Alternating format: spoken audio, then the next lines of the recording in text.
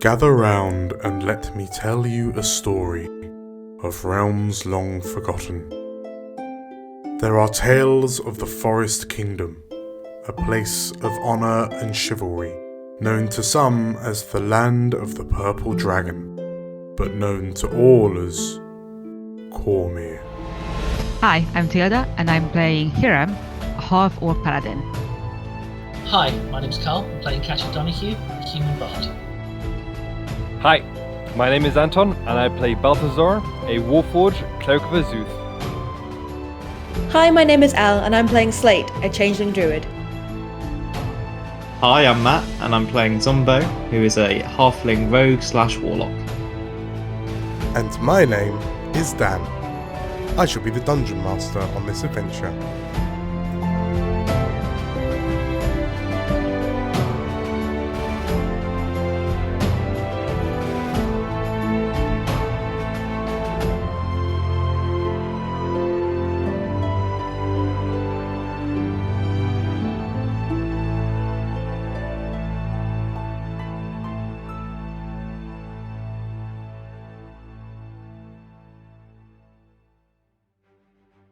Good evening, everybody. How are you and your beautiful faces?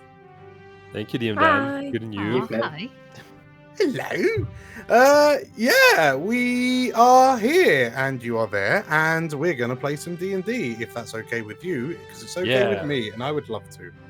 Let's do it. Beautiful.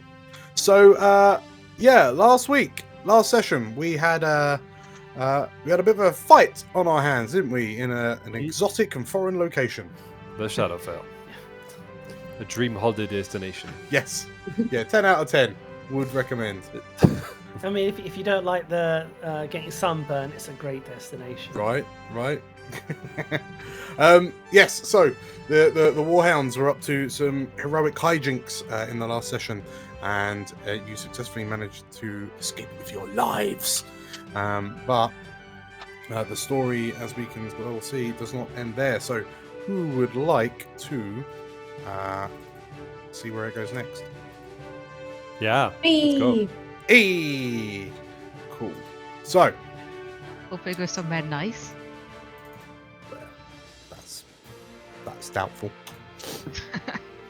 We rejoin the Warhounds as they escape the dark pall of the Shadowfell, a black mirror to the world, a realm of emotionless drudgery and isolation, through a portal built upon the prison ship, the Penitent Martyr.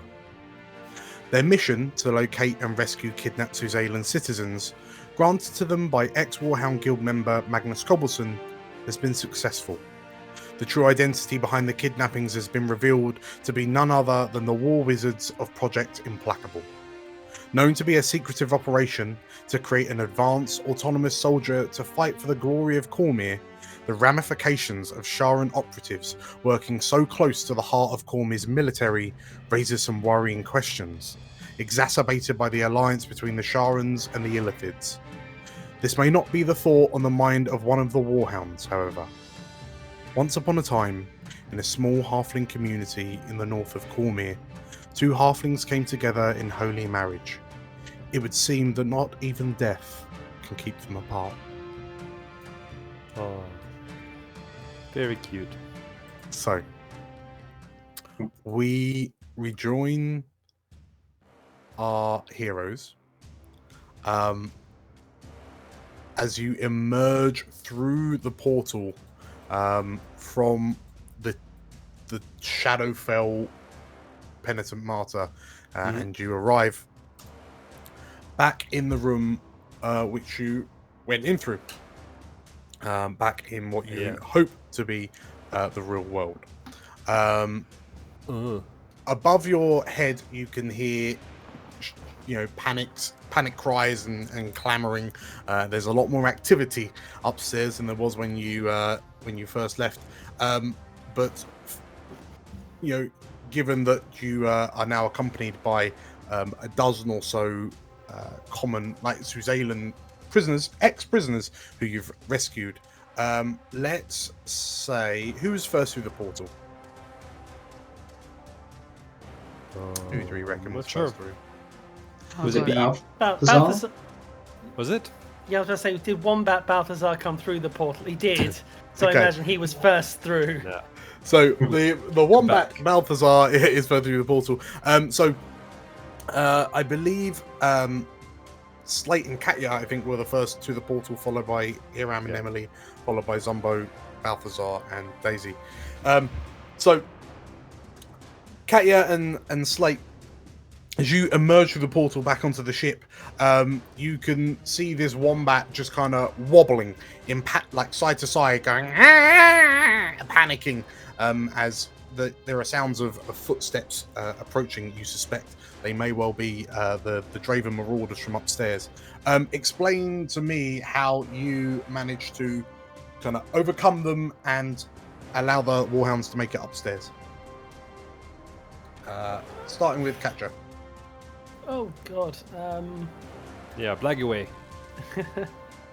I still have some 4th level spells, so I imagine I'm either throwing confusion at them or... Yeah, I guess I'm just throwing confusion onto them. Okay, cool. And Slate, how are you kind of staving off this advance of Draven Marauders? Oh God. I guess look over there won't help. You give it a go. Are you still? I think actually you may well still be in the form of an air elemental myrmidon. Ooh. So you actually emerge as an armored creature made up of swirling winds with a lightning crackling flail hanging low at your side. I guess do some cool shit with that. Cool, Wait, brilliant. let me have a look. Okay. Well, I'll tell you what. So if we're looking at cool shit, so Katya and Slate, as you're the first to emerge into this portal room, you can hear the footsteps of the Draven Marauders kind of coming from all, both angles, all sides, and as the doors burst open and the Marauders look to you, and Katya, you recognise. Actually, I don't think anyone would have, and I don't think anyone saw them. So yeah, as the doors burst open. Katya, your eyes glow white as you cast the confusion spell, and it buys enough time as the Draven Marauders kind of and their heads start lolling from side to side. And with lightning speed, you watch as Slate flies around and just cracks them to unconsciousness and or death with this spiked flail. And or death. So as that happens, Hiram and Emily, you emerge from the portal next, you can see there are some Draven Marauders kind of scattered about. As you kind of step out to check the approach is coming, you can see that there is a war wizard heading in your direction. What do you do? I assume Emily knows. Hiram is going to try to pick up Emily and hide, and Emily is already aiming.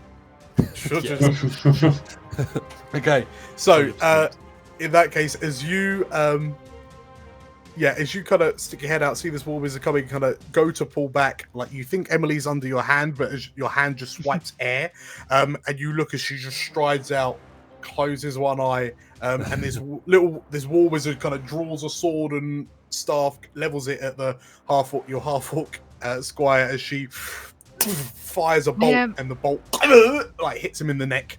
I'm having what was the movie? The Lost Ark, the boss face, Indiana Jones moment. Indiana Jones. Yes, yeah, not far off. That said, the wizard has this kind of bolt sticking out of his neck, but looks down and still has his staff raised, and it seems to be pointing at Emily. What do you do? I mean, is the close clear now? Was it the only one? It's just the one wizard in the corridor. Yeah, he's close enough to charge if you want to go in, or you can kind of grab Emily and hide back around the corner if you like. No, at this point, I think the damage is done. I am going to try to rugby tackle him. Sure. So in which case, as you run forward, you like this war wizard. You see a mote of fire kind of conjure at the tip of the staff. It fires towards you, but you manage to duck under it, and you catch this war wizard in the midriff with your shoulder plate. And given that this is quite a cramped environment, as you kind of stand up to full height, you manage to like smack the war wizard against the roof above you, the ceiling above you, and as the war wizard drops down dead, you notice the bolt is driven further into his neck, and he stops moving. That's not what I meant to do. Whoopsie. Whoopsie doopsie. Okay, so last but not least, Balthazar and Zumbo, you come like sprawling through the portal, which, and as you turn to look at this kind of grey, wispy curtain, and you see a number of sort of like shadowy hands reaching out and clutching for you. Zumbo, one kind of grabs your ankle, and you panic for a moment before you manage to break yourself free. But as you all make your way up to the deck of the ship, you hear someone say, I'm not paid enough for this. You hear someone say, and Balthazar and Zumbo, as you emerge, you see Zumbo, you see the face of a particular pirate captain, Cormyr Stenger, and he looks to you, and he says, and sort of like flanking him are two shadow mastiffs. Katya, you recognise this captain to be the one you got the keys off of. Zumbo and Balthazar, what do you do? I know what I'm going to do. What do you want to do? I think as we herded our released prisoners upstairs, Zumbo would have been arming them from the armory that we ran through, and giving them this, using his inspiring leader to give them this uplifting speech about how they're going to win their freedom. Real sort of Lord Farquaad stuff. Some of you may die, but it's a sacrifice I'm willing to make. All of that, and he's just going to shoo them towards this pirate captain. Okay, Balthazar. Balthazar will summon the waves with control water and attempt to sweep them off the deck. Okay, good golly. Right, so this... Those two plans did not work well together. So, okay, in which case, this Draven captain, Captain Stenger, like looks to you and sort of like with a slightly bloodshot eyes, Katya, you can attribute to that bottle of whatever he was drinking earlier this night, points to you and sort of like shouts a command, and the two shadow mastiffs pounce at you. Balthazar, your staff glows as the waters from the edge of the ship kind of spill over and then wash these two shadow mastiffs out to sea, leaving the captain on his own. And Zumbo, as you give us slight little raise an eyebrow in a smirk under your mask, this Draven captain looks at the dozen or so ex-prisoners that you've armed and riled up with your impassioned speech, and you hear him say, "No. I'm sure we can work something out." Get out of here! Get him! Overboard! Throw him overboard! So before long, this captain is mobbed by your respective prisoners, and you hear an inevitable splash as he is carried to the edge and tossed off the edge of the ship, and there are cheers from the prisoners as this happens. So you Very good. The ship is, for all intents and purposes, yours. You have cleared it of war wizards and its Draven captain, or the Draven marauders. What do you wish to do now? So this is a Cormyrian Navy ship, right? Yes, it is an official Cormyrian Navy vessel. And how did it come into the hands of the marauders? It was Shaurans managed to corrupt the captain. Is that right? So Zumbo, Well, it's difficult to say, but Zumbo, you know that the Dravens are fundamentally kind of mercenaries. They don't fight for Cormyr, so you suspect maybe they were on the payroll of Project Implacable. Employed as deniable assets. The question is, do we steal this ship or do we give it back? We scuttle it by riding it right into the dock, and then we give it back. Can I check this portal? Is it not something that needs to be destroyed, and can it be destroyed, or does the ship have to be destroyed to get rid of the portal? Because it seems like it's not the sort of thing you want to have open. I think I would have dispelled it, right, Dan? You can, yeah, if you want to take that time to do that. So, I mean, the portal is constructed. It is a teleportation circle, and it would seem that it was teleporting to, kind of effectively, it was just acting as a way gate, a planar way gate from here to the Shadowfell. Moving it might well disrupt what happens in the Shadowfell. But it is still an open gateway to the realm of death. So can I either do some spell magic or some arcana to disable it? Sure, absolutely. Okay, so I mean that will take a little while with Balthazar out the picture.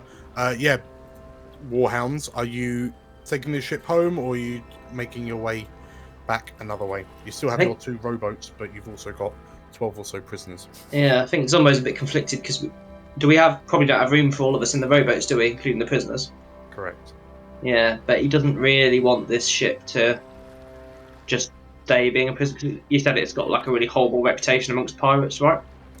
Well, yeah, it's like the Alcatraz. Yeah, so he's probably thinking, I don't really want this ship to be operational.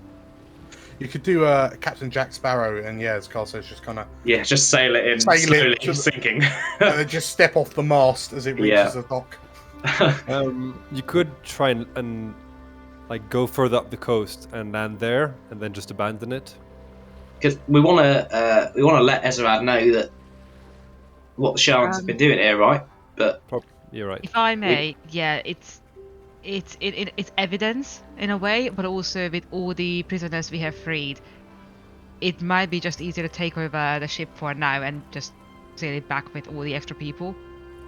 Right. I think Slate would like to find some sort of like dye-based things or anything or like some sort of threads or materials or whatever, and try and spend their time making a flag, and it'll be like a really crude crap flag, but like they're gonna be really, really proud of it. Okay. I mean, it'll be like for you while you do arts and craft is fine. I love this. Okay, so we've got Balthazar. like this. Balthazar closing the portal. We've got Slate doing arts and crafts. I think I'll be thinking of just kidnapping the ship and then sailing it. Should ram it into the royal docks. yeah, I guess Zumbo would happily steer it. Bring it in, I guess. It might suggest to Katya that since she's got the keys from the captain still, she like go around and nick everything of value, basically. Yeah, definitely do that. Pillage, plunder. That's what it's all about. We just That's say the why Sharans did it. Yeah. Yep. Okay, I'm good with that. Sure. Okay. So I think Matching Point catches like to Zumbo, just like kneels before him. She's like, "Are you serious?" Yeah, of course I bloody am. Okie dokie. So, in that case, as you begin heading round, so Zumbo, you head up to the captain's wheel. You have, the anchors are raised, the sails are unfurled, and as you kind of turn the sails and the rudder, the ship slowly, laboriously begins turning towards coast. And by the gods, this is the most unwieldy ship you've ever been on. You feel your beard growing, waiting for this thing to kind of turn around. Slowly but surely, it brought it into the right facing. The sails open up fully, and you begin drifting towards the coast. Given the size of the sails and the size of the vessel, you pick up some surprising speed. It's just you're worried that if you ever have to turn, the ship might not make it. But as you all as you all sail back towards the coast, towards the mainland, you can see the sun beginning to rise as a new day dawns. As you get closer, as you begin, you can see Suzail on the horizon. It gets bigger and bigger. You notice that a number of vessels begin sailing out towards you. And Zumbo, you kind of feel that familiar chill down your spine as you recognize these to be bearing the flags of the Blue Dragons, the Cormyrian Navy. And it seems to be kind of 2 patrol boats sailing in your direction. They are much more there's no real way of avoiding them given how much more kind of agile they are in the water. But as you as they approach, you can see kind of a number of kind of blue dragon uniformed individuals on these vessels, and some of them shout out and sort of try to get your attention. They let you know that they're boarding. Arm the ballistas, Captain. And not just yet. Let's. We should be able to talk our way out of it, Katya. Okay. The first ship kind of pulls up, and Zumbo from the sort of like the captain's wheel, you can see that the ship mage of this first patrol vessel is kind of has her fingers to her forehead, and you hear, like in your mind, Penitent Martyr, state your destination. Why are you on the move? Morning. Yeah, had a bit of a spot of pirate bother. All dealt with now, but we thought we ought to come back in just to make our report. You can. You're welcome to come on board. You can see the bodies for yourself. So, as you reply to that sending, you hear another sending in your head. This one belonging to like an older, more gruff, kind of male voice. We heard reports of Draven marauders in the area. Is everything all right? Yeah, I mean they boarded and we've had a bit of a barney. Lost a couple of war wizards. They're down there too, but most of the crew's on Earth. We'd appreciate an escort back to land, though. These things are might hard to steer. Okay. You hear another response, and very well. We will escort you back to the city. And you watch as these 2 patrol boats kind of quite tightly pull kind of 180s, so they're pulling up along the flanks of the Penitent Martyr. And yeah, you notice that they're 2 kind of light sloop skiff type ships, designed to be very lightly manned, but very quick in the waters. And gathered warhounds, you watch as you kind of sail in. Slate's had enough time. Slate, you've had enough time to create your flag.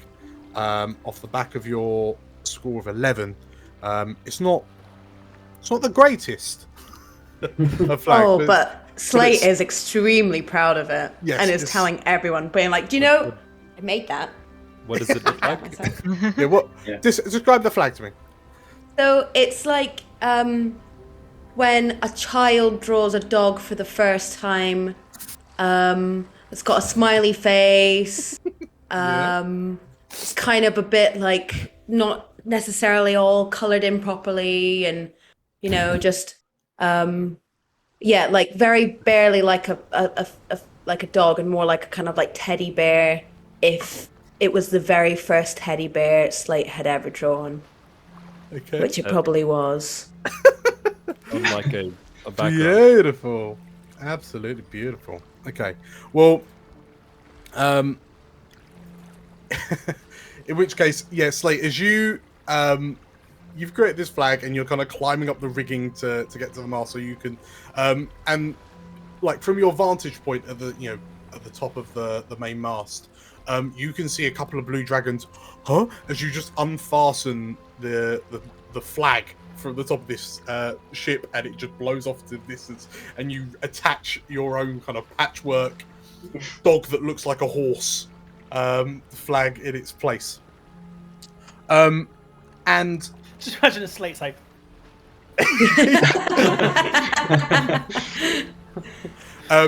And sort of like Slate, from where you are, you're kind of looking down at the other two ships, and Katya, you kind of walk out with like of the chests that you were unable to get into, because a number of them were so some of the chests that you found were arcane locked, but it seems that you managed to get a good rummage around the Draven Marauders stashes, including some items that I'll specify in a bit, but as you kind of walk out with your arms full of swag, Hiram, what are you doing?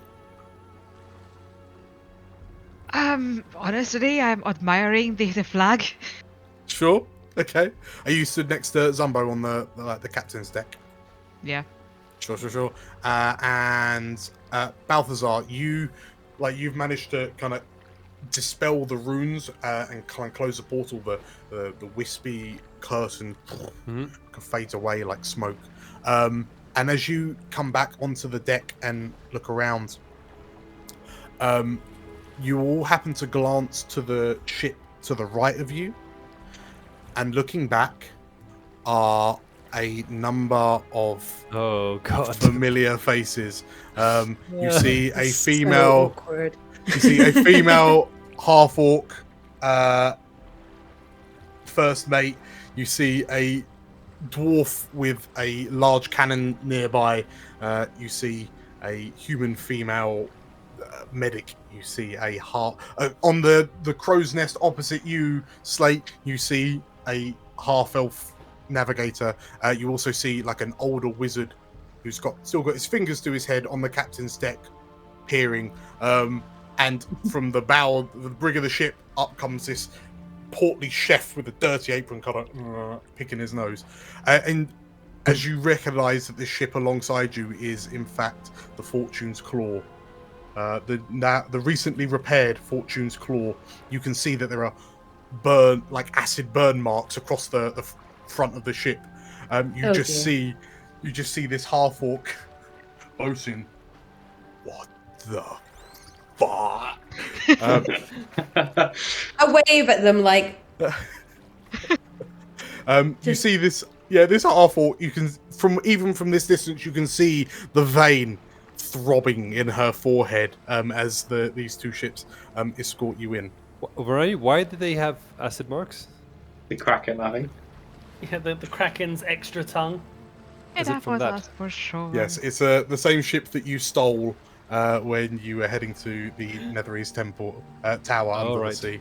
I honestly thought we destroyed that ship. Like I'm actually shocked they managed to repair it at all. Well, it didn't get, No, it got puked on, and then everyone got in the Kraken and sailed away. Just left this half melted ship in the sea to be collected later. But yes, it was Warhound style. Yes. Oh yeah. Yeah. So you can see that like the figurehead of the Fortune's Claw has been hastily repaired. You can see that they've clearly had to saw off a bit of it and just kind of in inverted commas stick on a different figurehead. The woods are different shapes. You can see they've just kind of tried to paint over some of the acid scorch marks. The mast is at a distinct angle, where it seems like some of the construction under the ship has been kind of broken or bent somehow. But yeah, the ship still seems to be going, but you can just see this one very unimpressed face from this half-orc bosun. And she just refuses to break eye contact as you sail in towards the city. With whom? Maybe we should tell them. That Actually, we're not Zumbo. really- I think Zumbo specifically. So Yeah, I think he'd probably blow her a little kiss. So you're saying something? Maybe we should tell them that we're not really blue dragons. They know. Do they? Well, how would Look The at the Irish bit flag. kind of gives it away. Yeah, and Oh, the the flag. flag! The flag gives it away. Zumbo would look up and notice the flag for the first time and just like, jaw. How am I going to explain this? And then there's Katya just standing looking at it playing Ballad of the Warhounds. Yes. No, one foot on the deck of the edge of the ship, just playing it to the Fortune Claw, Ballad of the Warhounds, And- projecting as loud as you can. Nothing then encourages goes into- everyone to join. Everybody must join. There must be a chorus. And then she goes into like the tale of like Zumbo she's been writing. Nice. Amazing. Wonderful. Wait, come on, we have a performance check. I want to see it. I think, given everything that's happening right now, it's just a straight nat 20. Fly sailing into Suzail on a ship that's been rebranded by the Warhounds, blaring out the ballad of yes, the thing of legends. It will be a story told by these 2 blue dragon crews and the 12 prisoners you have for years to come. And anyone on the docks who sees this come in. They're not prisoners, they're our crew. Exactly. They've been press ganged. They just don't realise it yet. Okay, so in which case, as you lot are sailing in, so Hiram, Zumbo, you're both on the captain's deck. Zumbo, you've got this kind of smug, happy glow in your stomach as you knowingly look away from this half-orc. Reeves, you think her name is, and as you just kind of smugly sail this flat-bottom beast of a ship back to coast. So, did we actually have a plan, or are we just going to wing it? Is there any difference? It seems like we develop our plans just one step at a time, really. Honestly, I like to at least pretend that we plan things ahead. Oh, yeah. In that case, yeah, we planned it all the way through here. Yeah. Thank you. It Don't worry makes about it it. feel so much better. Yeah. So what is it on plan?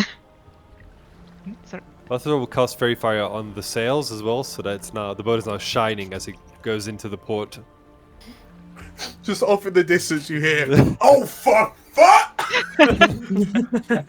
from the half-orc bosun. Honestly, I think you need to just enjoy the moment. Really, this is life doesn't get any better than this. I mean, wait, is my griffin still around? Did it come through the portal? I don't think it was. It wouldn't have been big enough to fit through the doors, so I suspect it might have just. Because you can dismiss it, presumably before it got torn apart by shadows. So, unless you're Shame using it as a because distraction. Yeah, imagine I can also just jump on a griffin back and just. Do a victory lap.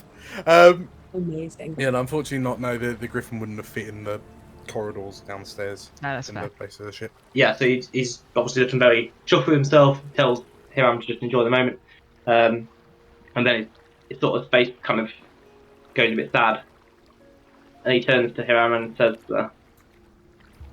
"I wish Badger was here.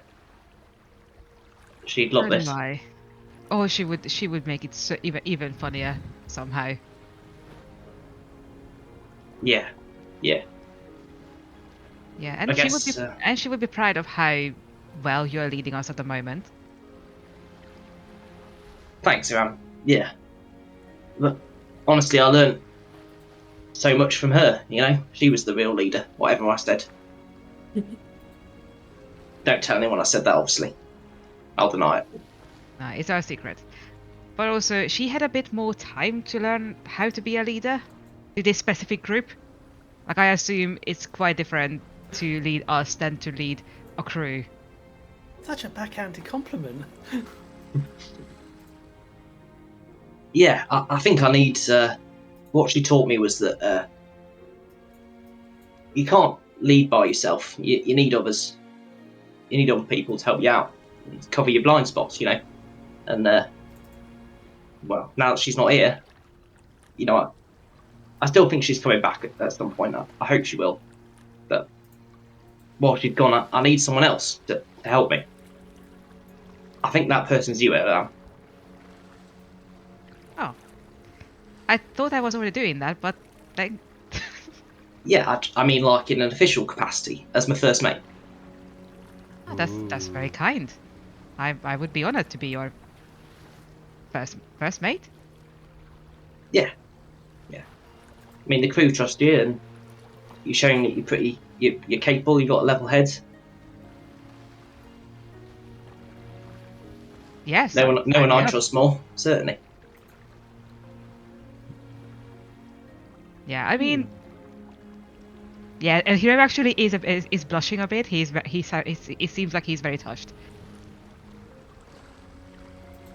Zumbo will look a bit perked up by that. Good. Well, sounds like we got a plan then. So, lying through our teeth to all these war wizards? Yep. Yep.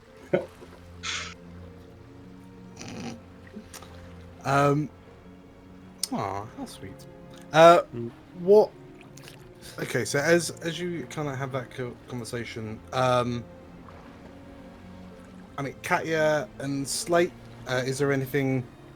Katya, do you join Slate up on Slate? Are you staying up in the crow's nest, or are you kind of coming down after your heroic? What moment? the heroic flying the flag? Definitely come down to gloat a bit and to hear everyone's compliments. They're expecting a lot of them. I imagine, and probably once seeing Katya's like hoard or stash, they'll go over and go, "Whoa! What did you get?" I feel like we don't do enough, plundering and pillaging. I mean, I know we shouldn't necessarily always do the plundering, but it is fun. What did you get? Well, I mean, you say that. I mean, in the actual official rulebook we were given when we joined the Warhounds, it always says plunder and loot, but we never did any of that. So far, a lot of cutlery. A lot of cutlery. A few It's all plates. expensive silver cutlery. Yeah. Yeah. So we can sell this for a bit. There was This a plate is beautiful. nice bottle of whiskey from the captain. He drank most of it, but there's some left. I I guess you can keep that one if you want. That's okay. I was thinking we could probably give this to Zumbo. It's kind of his thing. Ooh. So of note, besides your kind of cutlery and bottles of grog, one of the things that you in the captain's quarters, you managed to kind of bust the lock on this little treasure chest, and inside you found a number of what looked to be expensive gems that you reckon you could sell for a good hearty amount, but nestled among them, the one that really caught your eye was what appears to be a very expensive looking, almost pristine, crystal clear diamond. And she's just like, yeah, just nothing but cutlery, these plates, this grog, and emeralds and jewels. So I thought you were gonna go proper rogue and just be like, yeah, it's just cutlery actually. She drops like all the gems down amongst the cutlery. Yeah, don't and- mind and this then- gem that can save someone's life. and then with sleight of hand, she ooh, with the very clear diamond. It's not quite Moony. I remember how much Moony meant to you, but it's like, as she just keeps turning, it's like it's so clear. I think Slate at this point, just being absolutely wowed by any kind of sort of sleight of hand magic tricks. Big fan. Big fan. That's the real magic in this world. It just looks to Balthazar. How do you do that? How is she doing that? Whoa! It's nothing to do with altering your memory that you forget that was holding it in the first place. Nothing to do with that at all. Your memory is completely unmodified. Ah, smart. Okay. Is Slate just as I was going to say, not Rufus. Forgot his name. Chiron, sorry, Chiron with like a pirate outfit on for some reason. Yeah, like absolutely. a little droopy hat or something. I don't know. I think that would probably be the best way. Definitely dressing as piratey as possible, living their best pirate selves. With the biggest feather. With the biggest feather. Unnecessarily, whatever we found. Yeah. Like, Slate's doing a really bad job of trying to look like an authentic pirate. Like, has had all the ideas of what it sounds like listening to like Zumbo stories and been like, So, Yes. can we see this happening? By the way, the outfit and everything from where we are standing. I can't help but imagine that you can. More importantly, can the other blue dragons see it? Yeah. 100%. Zumbo, should I go and talk to people about, that we are trying not to seem like pirates? Look at this emerald we just found, and it's diamond. the sails might blowing. be a good idea. Yeah, they've obviously got mixed messages about. Look at this cutlery I just stole, Zumbo, under your command. I got everything of value and put it on deck, Zumbo, just like you told me. Zumbo, what should I do with the bodies? Zumbo and Hiram, as you ponder about the amount of attention that Katya and Slate are drawing to you all, that leaves 2 more individuals.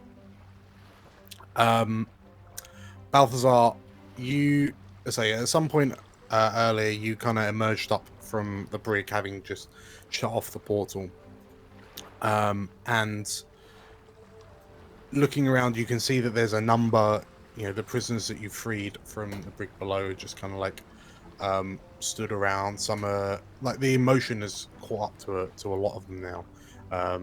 Some of them are kind of, you can see some of them tearing up, some of them just kind of smiling wistfully as you make your way back to Suzail. You can see some kind of trading conversations and stories about what happened and how they got here. I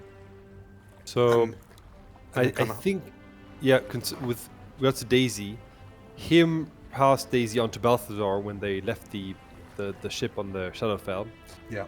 And I think Balthazar would have said, "Oh, it's me, Balthazar, Daisy," and then would have brought on to the other side of the portal and sort of left her whilst he was busying or fixing the portal and everything, and has since been afraid to go back to her.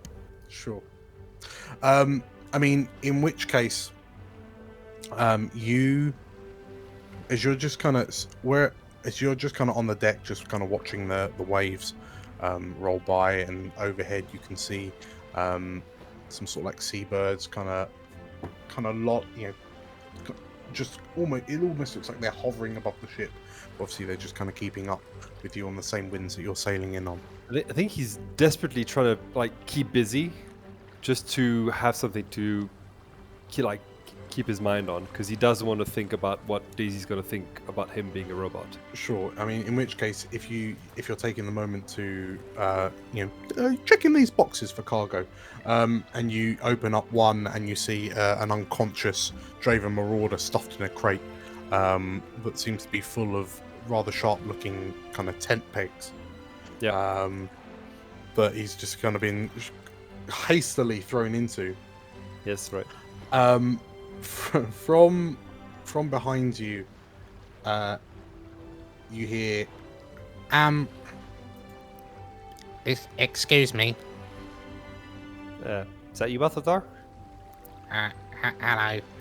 and as you turn and look down, and looking up for you, and he has to crane his head quite a significant way.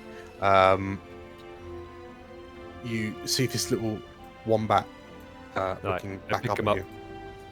and put him in front of my face. Okay. I've been asked to come find you, and I mean, similar to last time, it was actually very easy because you're extremely tall and easy to recognize. But she wanted to have a little chat with you. Who's she? This wombat looks at you, blinks at you a few times, and then just goes limp in resignation in your hands, just gives you a dead stare. Shake. Wait, you dead? You're, you know, the lady who may or may not be your wife, depending on the validity of the truth of your storytelling. Oh, right. Balthazar looks down. Oh, okay. Where is she? She's up on the main deck, up at the front of the ship. Forecastle. Forecastle. Yeah. So, Balthazar. Cat is. You shout that out, and he. Yes, that's what she said. Literally just walking past some more loot, just forecastle. Balthazar will slowly make his way up there with Balthazar under his arm. Sure. So as the two of you begin How big are wombats? Are wombats like a rabbit size, or they're like capybara No, size? they are pretty big. I feel like capybara is the right kind of like Yeah. sort of bit bigger than a capybara. Yeah. Bigger than a capybara? Wait, no, hold on. Koala sized? More? Like Capybaras are the biggest rodents. They so, are but about they're 1 not rodents, right? meter. Yeah, they're about 1 meter in length. they're Holy shit. they're big. So they're way bigger than. It is almost immaterial. Yes. Yeah. So you make your way up to the front of the penitent martyr, and your size and the creaking of the wood belays your coming.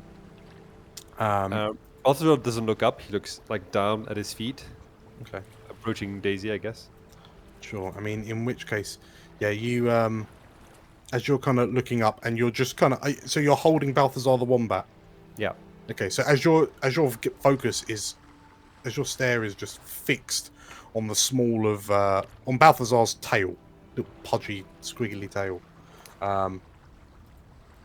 You. So as you get to the top of the stairs, you hear. I found him. It was quite difficult. He's really hard to pick out in a crowd. And like there's a small chuckle, and you hear, "Thank you, Balthazar." And the wombat just kind of wiggles in your hand and kind of breaks free and just drops to the ground. You hear a thud as he hits the deck, and then he just kind of skitters off. And like as you're looking down, and I mean, are you going to look up, or are you still kind of staring at your feet? Balthazar is kind of agitated and staring at his feet. Sure. In a sort of bashful way. I would say bashful? Yeah, just a bit shy and timid way.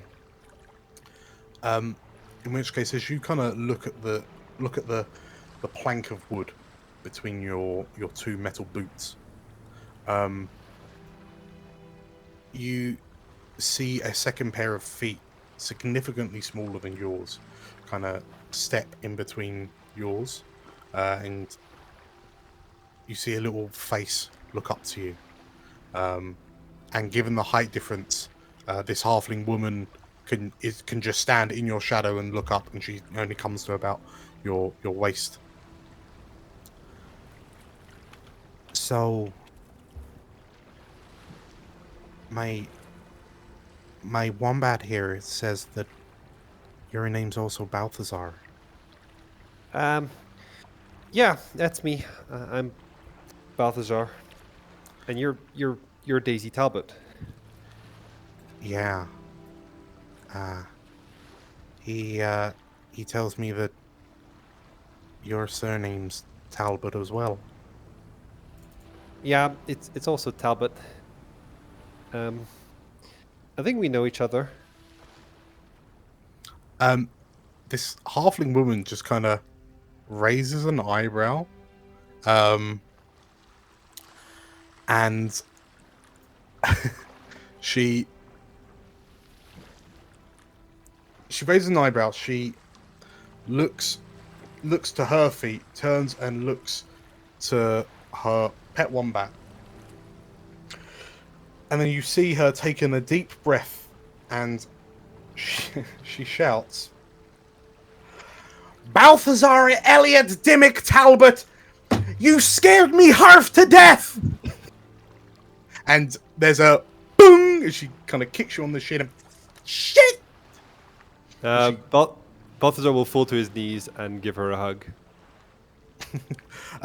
She makes a noise as you kind of scoop her up, and you know she is like a child, like in your grip, given the sheer size difference. And like she freezes up for a moment as you wrap your arms around her, and then you feel her begin to relax, and then as best she can, you just kind of feel some arms kind of try to wrap around your torso, but she can only really kind of get to the sides of your rib cage, if you will. Daisy, listen, I'm so sorry. I was away and I had to go, and the war was in, and there was an accident, and then afterwards, and I didn't think you would recognize me, so that's why I didn't say who I was. But I didn't think you knew. But now you're here. Are you saying this whilst like hugging her? Okay. So yeah, you can, like, as you say this, like, you feel the hands on your sides all the way through your confession. And as you kind of slowly release her, and you say that, and then you start to feel a bit of squirming, and you hear, Balthazar, you're crushing me. I can't believe... Balthazar will pick her up in two hands and put in front of her. So as you hold her in front of you like a puppy, Yes. she looks... she's just kind of hanging by her armpits as you hold her up. But you notice, like, her eyes are glistening. And she's looking at you with this very kind of sympathetic look. And like, as she kind of looks you up and down, kind of looks at your form, looks at your body, and then finally catches her reflection in the admittedly smudgy reflection of your helmet. She sighs and... I've grown a bit taller. I can see that, Balthazar. There was a bit of an accident. What did you get yourself into?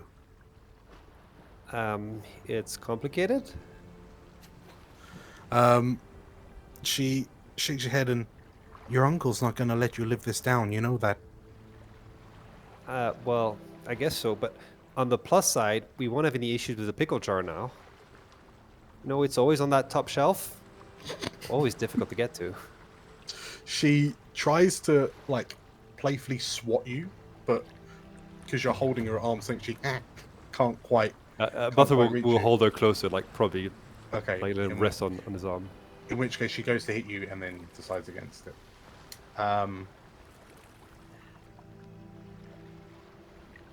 When I've been so worried about you. You didn't come home for midwinters. Yeah, I lost my memory for a bit. Well, I lost my body well, that's gone, I think. But I lost my memory for a bit, and so I've been kind of making my way, and I joined the Warhounds. That was fun. We fought some illithids, and then we decided to go save the people imprisoned by the Sharans, and that included you. So all come full circle. And she nods. I can only thank you, she says as she looks to you and your friends, she says, looking over your shoulder. And you too, I suppose, you little fuzzball, she says, looking down to the wombat, who's just kind of like, he's currently got one eye closed, this look of absolute joy on his face as he and scratches behind one of his ears with his claw. And he kind of blinked up. What's happening? And Daisy kind of looks up to you and, well, given that it sounds like you're a a hero nowadays. Are you gonna introduce us?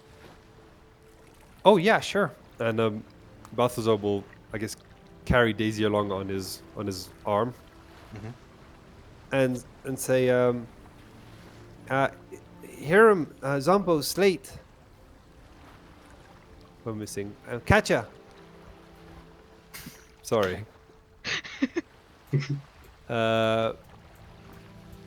Yeah, I guess I take them along. Okay. So, yeah, the rest of the Warhounds, you watch as Balthazar kind of comes down. There's this halfling woman sat on his arm, like a parrot. And, yeah, this kind of plump little grey wombat kind of following behind. And as Balthazar kind of makes his way through the crowds of, well, the prisoners, you can hear the little wombat going, Hello. Morning. My name's Balthazar. Good to meet you. We already met? I know, to the prisoners. And, like, the Suzailans are looking at one another and... Did that wombat just... Is that a talking... They just got captured by Athelians, and their biggest concern is a talking wombat. I mean, it is kind of strange. Maybe it was like an afterthought of, like, the Athelians. They're like, oh god, is my brain there? Has it been melted? Compartmentalizing. Like, you can't deal with the big things, so you focus on the small things. So Balthazar approaches the rest of you. Balthazar will introduce Daisy as his wife to the Warhounds. Okay, and yeah, so this little halfling woman kind of looks at you in turn, kind of nods and smiles, and kind of, as you know, after all the introductions, she apologizes, and I'm afraid Balthazar's not really written to tell me anything about you, but I can only thank you for keeping him safe, because if I know Balthazar, he's probably been a bit of a handful. Miss Talbot, the truth of the matter is Balthazar's been keeping us. Daisy kind of looks to you, Katya smiles, looks up to Balthazar, looks you in your eye to glowing blue eyes, and then she turns back to you, Katya, and kind of lifts a finger and misses. Ooh. I thought that's what I said. Apologies. Daisy then thinks about it for a minute, and and she reaches under this. So she's got this kind of purple, like mauvey kind of scarf on, and she begins loosening it. And you can see she's got some sort of necklace on, and like she fiddles and unclasps it from the back, and then she pulls this necklace free. You notice that there are two relatively simple gold rings on it, and she lets the two slide off the chain. She pops it in her pocket, and then she puts one of the rings on her left ring finger, and then she just has one left in the palm of her hand, and she looks to you and says, they sent this back without any real explanation. I mean, she looks at your hand. You might have to get a bit creative. But I don't think it'll fit anymore. Slate, do you have any more scraps left? Probably, but I mean, maybe that chain. We could wear it as a bracelet. A ringlet. Around the neck. Or around the neck for you. Around the wrist. Yeah, by the looks of it, you could probably wear it as a wristlet if it was put back on the chain. Oh, on the chain, right. Can I use like a mending cantrip to try and like put it inside or like on his finger, on his gauntlet, to just like set it in there? Oh, nice. I fully suspect you could. Yeah. Yeah, I feel like that could work. Okay, so in which case, yeah, you take it, and you know that you'll be able to use some magic at some point to effectively embed this in your frame in one way or the other. Mrs. Talbot? Yeah. I just have a very sort of odd idea. Please feel free to shut me down. But it seems like quite a joyous moment between you and Balthazar. Mayhaps you have someone who can wed you. Why not renew your vows together? She kind of blinks and well, she looks to you. I mean, I don't really know how to tell you this, Balthazar, but I mean, the vows are until death do you part, and he did die. Oh, you're right. And the captain of a ship has full authority to marry. And she Zumbo, pats is that Zumbo right? on the backs. Yeah. Yeah. Zumbo's probably been quietly sort of sobbing to himself and trying not to, and like slowly turning into water and sinking. As Katya slaps him on the back, he kind of jerks back into solid form. Yeah. I'd be delighted.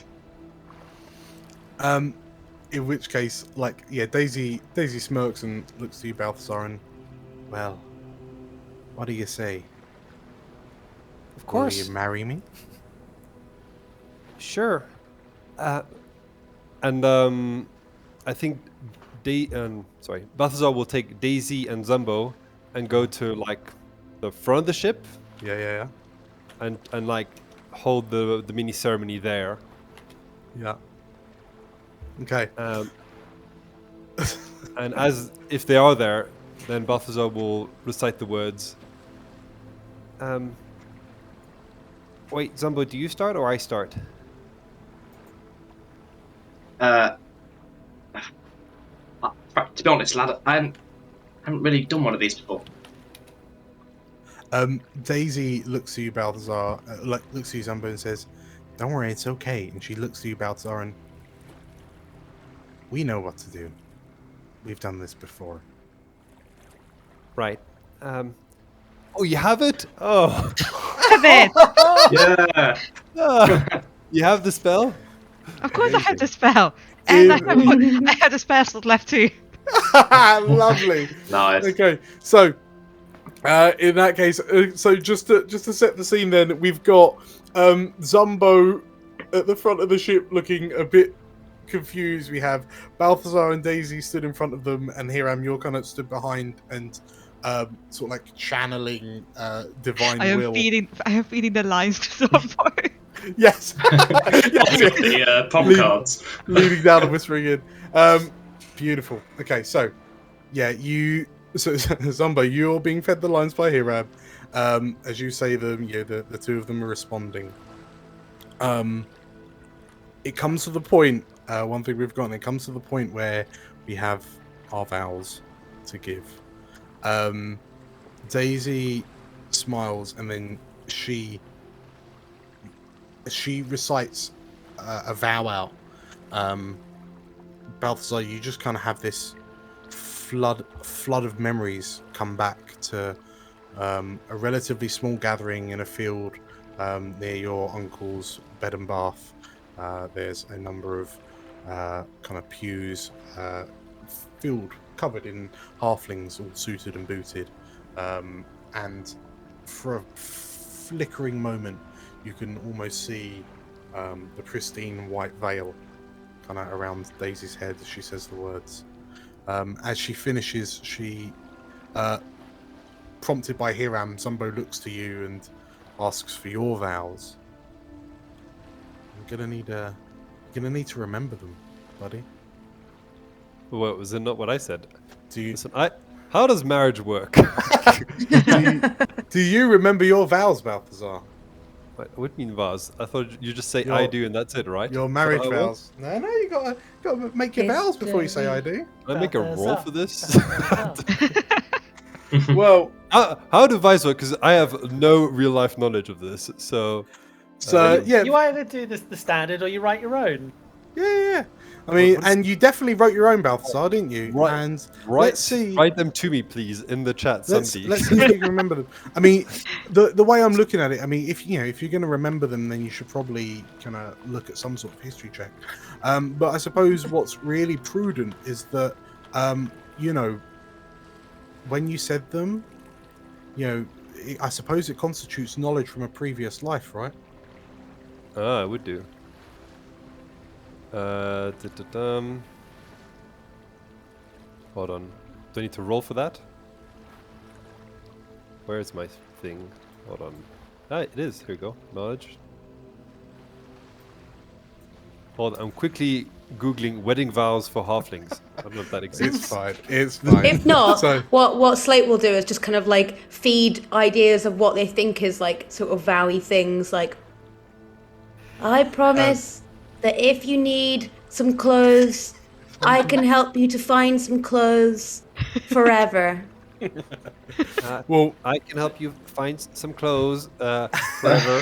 I Like, as- promise to... So you're saying this as you're struggling to remember, but Daisy, you focus on the memory of Daisy in the white veil, and the white dress, and the summery dress. You remember the sounds of the birds and the sobbing from the crowd, like from your mother, and the way that the sun kind of danced over the whole event, and as you kind of focus in your memory starts to build more and more to the point where you see your own hands holding those of Daisy's, and they're small and halfling-like. You remember how the cuffs seemed a bit tight, and you were complaining about them before you kind of went on with the ceremony, but you see that the cuffs kind of strangling your wrists a little bit. But as you say that, as that memory comes to you, so does your vow, as your memory completes, and you're able to recite the same words that you said all those years ago. Amazing. I rolled a 6 on a d6, so that must mean something. Perfect. You absolutely aced it. Do you, Daisy Talbot, take me, Balthazar, to be your lawfully wedded husband? Daisy giggles and yes, I do. Fireworks. Oh, yeah, I'll try and do some sort of ridiculous magic tricks to kind of make it look very... Do it. Hey. And we Very definitely good. still have the fairy fire on the main sail glowing Oh, yeah. Oh, this is goddamn magical, guys. blue and purple. What else The can we most throw? touching ever. What else can we throw at it? I think that might do it. Sure. Oh my Well, god, and in the background, as you say your vows, after you're done, you hear a cannon just going bang in the background. Everybody has finally found the cannon. What's his name from the other ship? The character I play. Like Subtle. Settle. Oh, Sud. Oh, I love weddings! He's firing his cannon off. In which case, as the vows are given, the I do's are spoken, and Zumbo, you officially complete this ceremony with the aid of Hiram. Amazing. You hear from one of the other Blue Dragon vessels. We're approaching the docks. Prepare to drop anchor. And as you begin to that's slow, my job. Not you, Balthazar. You probably get Wait, hold probably on. get the day off. I'm in charge of this. As the ships begin to slow, and you begin to pull into the docks of Suzail, we'll grab a 10-minute break. Amazing. I want to say, like, I think that at the end of that, I know we're doing a break now, but I think Slate would say, it really seems that the best kind of ship is love. The Chiron drinking the bottle of whiskey. Having too much. Yeah. Turn into a water elemental, just. Yeah. Beautiful. Right, I will see you all in a little bit. See you in a bit. See you in a bit. Hello. My name is Jig, newest member of Warhounds. Jig is becoming very brave goblin after meeting Warhounds because Warhounds show Jig magic of subscribe button. Jig loves subscribe button. Jig want to share subscribe button. Jig want you to press subscribe button. You do for Jig, yes? Welcome back, everybody. Yeah. Hello. Good to be Hi. Hi. That was a sweet little moment we That had. was sweet, wasn't it? Aww. Truly Look at us. touched. Yeah, but also if you remember in the beginning, Dan was like, "Oh, nothing good will happen this episode." That was the loveliest. Yeah. I've spent the 10-minute break figuring out how to ruin it, but we'll see how well that drops. Wait, my first D&D wedding. What about you guys? Is it your first? Yeah. Yeah, I think so. Yeah. I think it is. Yeah. Oh. Although Dan may not be mine. I think Group may have done something back in the 4th edition. In which case, inspiration for everyone but Carl. Hey! Wedding ruined. Cool. Wait, Right. I have Fine, I'll 23 go- AC now as well. I'll go have my own wedding with blackjack and hookers. Excuse me? God, So, got to December for that. we rejoin the Warhounds as they, like a short while after pulling into the, and Zumbo, you're a little bit worried about it, but pulling into the docks in the Citadel of the Purple Dragons in the southeastern corner right. of Suzail. Oh, we didn't go in the commercial dock. We went. You did not go in the commercial dock. No, you did not. No, Oh, escorted by the Cormyrian Navy to the Citadel. You go. So, yes, your disco boat is slowly kind of tugged into dock. It's been quite some time since the penitent martyr has been to shore, it would seem, because Zumbo, you're acutely aware of all of the blue and purple dragons who are stood kind of within the Citadel grounds, all just kind of staring and looking at you. Even from here, you can still see a number of confused looks from the sentries posted on the harbour towers, as this as Cormyr's premier prison ship with a peculiar new flag rolls in. As you know, as the ship is properly docked and secured, you all also notice that this half-orc still hasn't taken her eyes off you. Seemingly hasn't even blinked since she last laid eyes on you. But sure enough, you eventually kind of make it off the vessel and make your way into the Citadel itself. Well, into the Citadel grounds, I should say, itself. So as you step off and the ex-prisoners kind of leave with you, you see some of the purple dragons kind of rushing to action and kind of going up to the commoners and checking how they are and kind of finding out their names and whatever, so they know who's going where.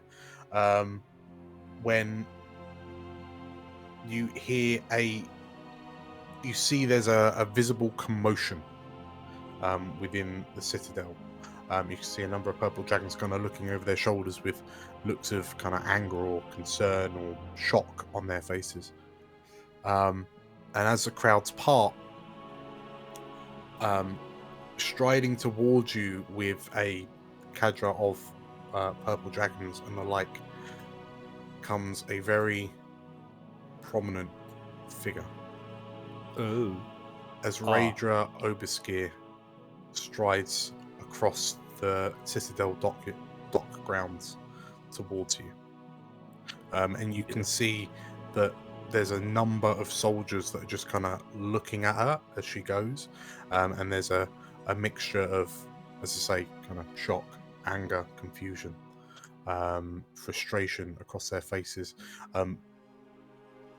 And you've spent enough time with Raedra to know that although she's got her eyes locked on you, you can see them ever so slightly flickering to the sides to see the gazes of these purple dragons who we assume, only a few weeks ago were fighting tooth and claw to bring this woman down.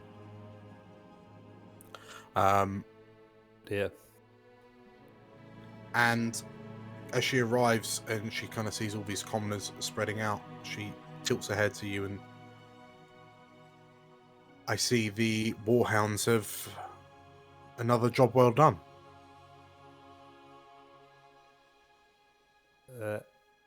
I know you're talking about the flag, yes. So it was a group effort, if anything. Raedra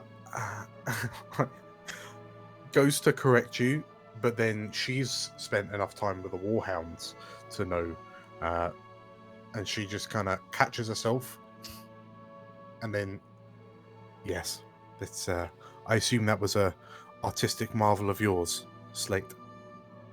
Well, we all chipped in, but And she nods to you, and she looks at this vessel behind you, and looks to you all really, and so this is the penitent martyr, is it? I've never seen it in the flesh, so to speak. Well, we wanted to rescue the people on board. The Sharans, they were doing some bad stuff. They had Apollo in there. Raidra's brow furrows.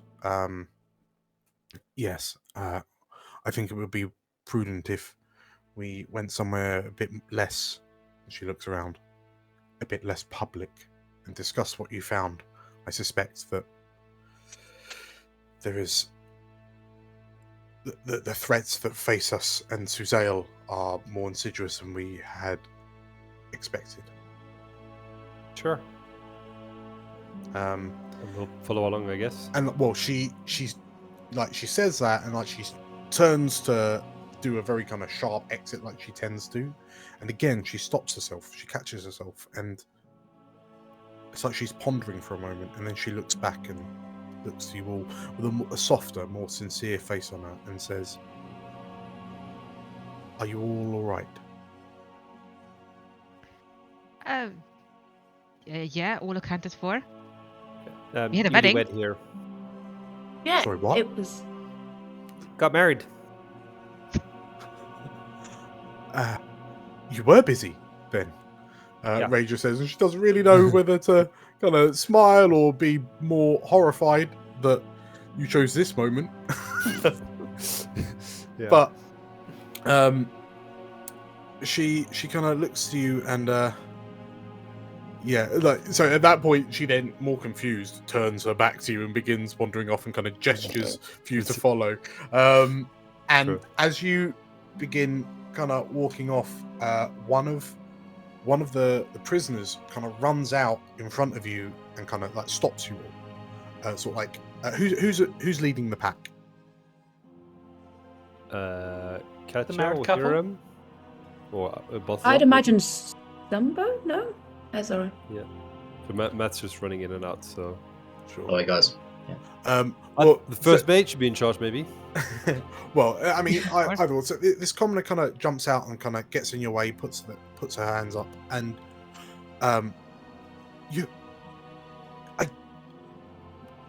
I know this is I don't want to be an upstart, but we just wanted to thank you. If it weren't for you, we'd all be dead. We'd be those things. You're welcome. And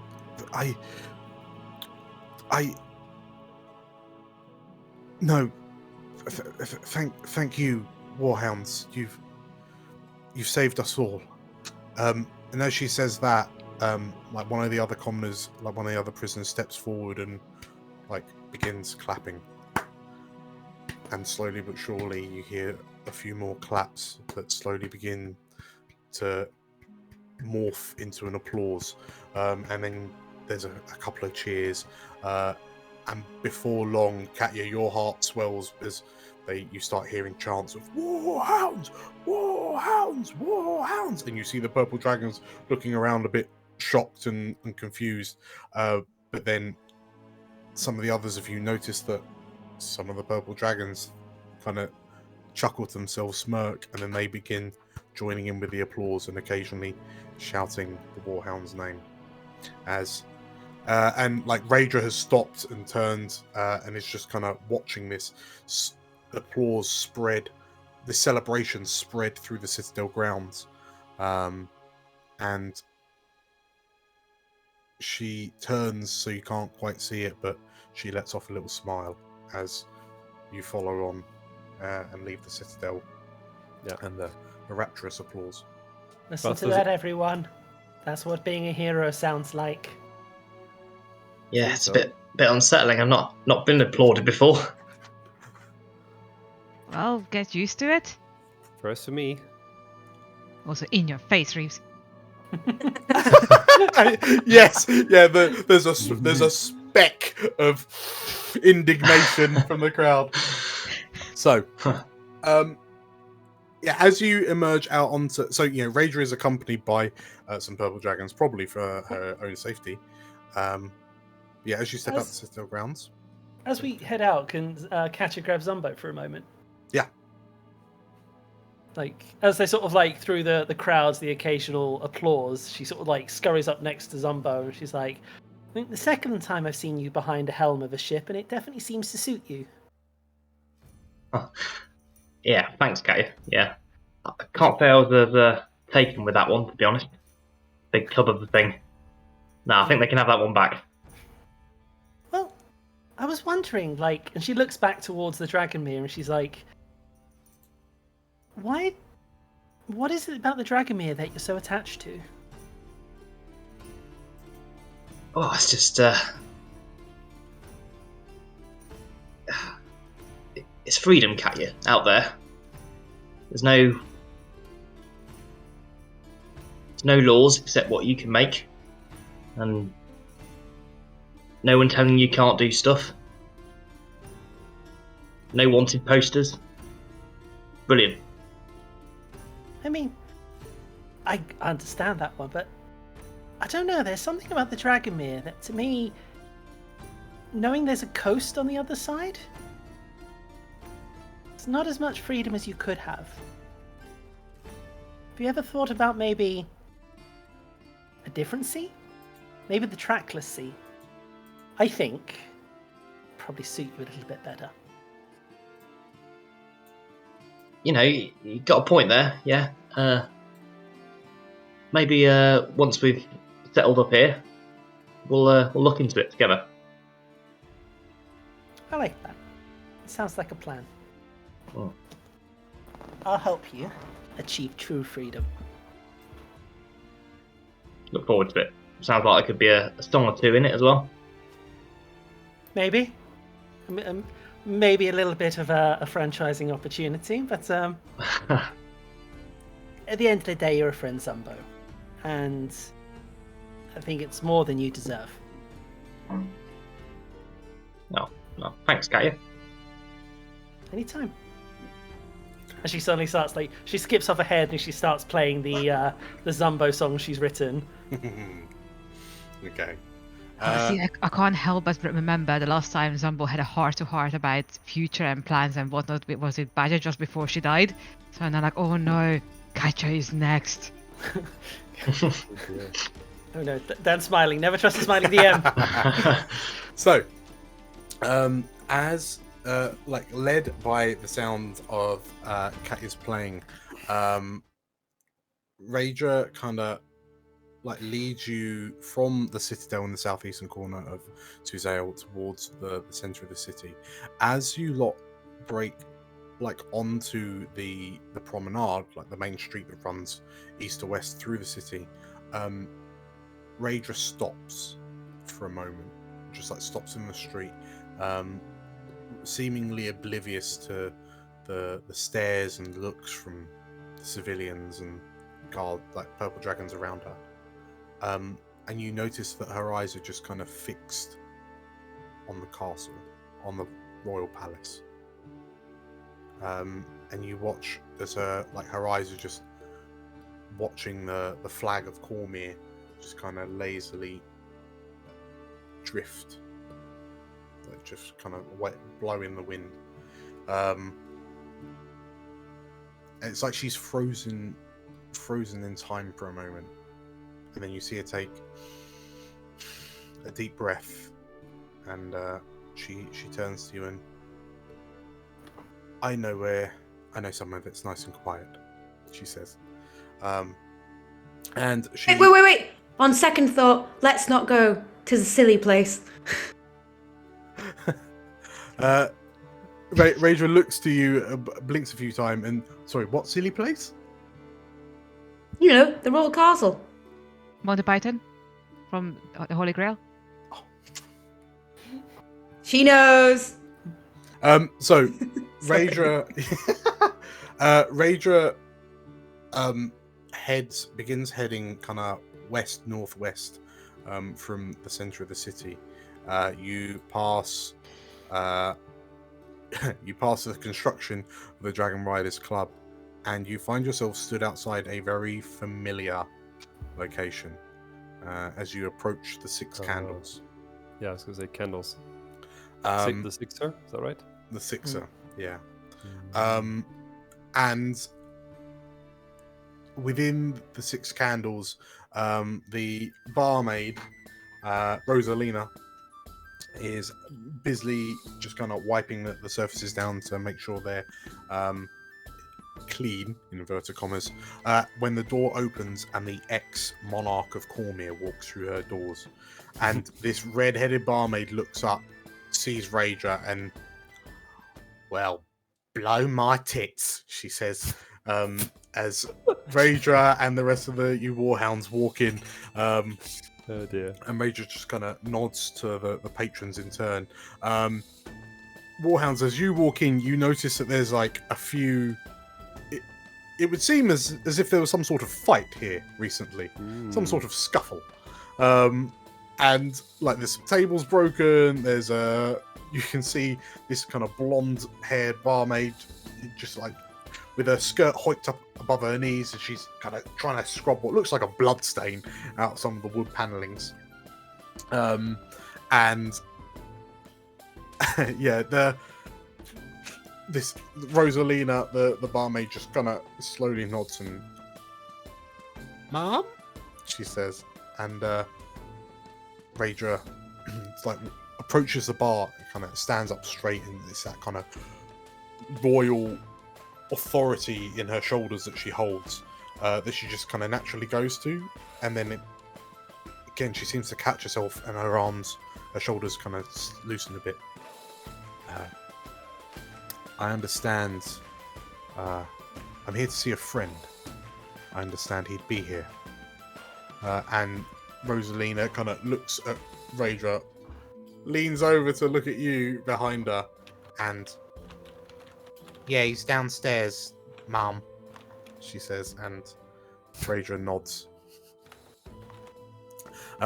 As Raedra heads through the Six Candles, she kind of looks over to you, Hiram, if you're near her, and for a secret hideout, it's not particularly secret, is it? That's what I was going to say. Not really, no. I mean, there's a lot going on with this whole secret operation that's not particularly secret. He did say it was shockingly easy to put together. I can't believe he came back here after all the mess he made. Why not find a new place? Yeah. Also, can I just say how nice it is to see an aftermath of a fight that people are not part of? Like, I'm just really enjoying not being ground zero for once. I mean, we technically were the cause of. I'm just saying, we didn't do this. Let me have this, Katya. Let me have this. Outsourcing your violence. I mean, I blame Magnus. I mean, you blame Magnus for everything. As you say that, Slate, the trapdoor opens. And, blame me for what? You hear a voice kind of echoing up from the basement, and as you go downstairs, in the basement of the Six Candles, you sure enough you find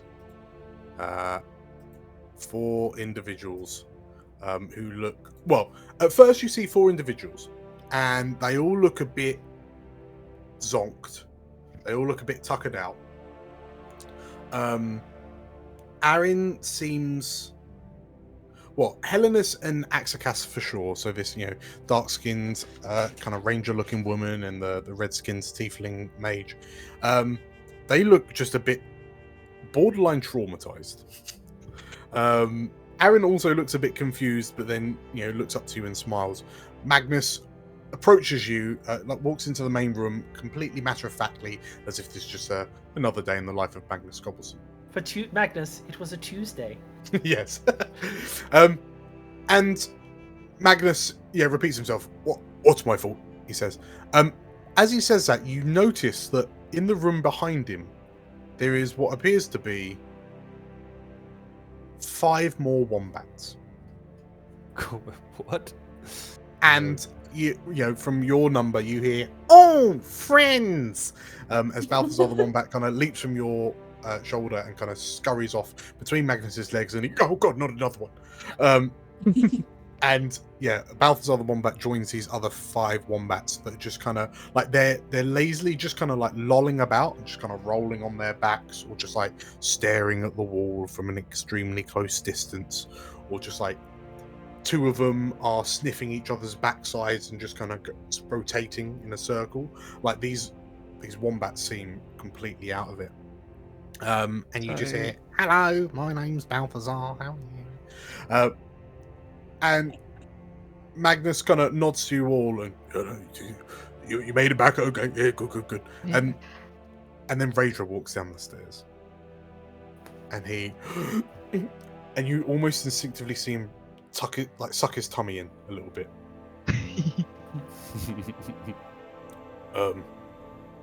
Hello. Hello, my lady, he says, as Raedra walks down, and Raedra rolls her eyes and, "Let your stomach out, Magnus," she says. At this point, Slate will lean over to Hiram and go, "Still got any of that marriage spell left?" I really do.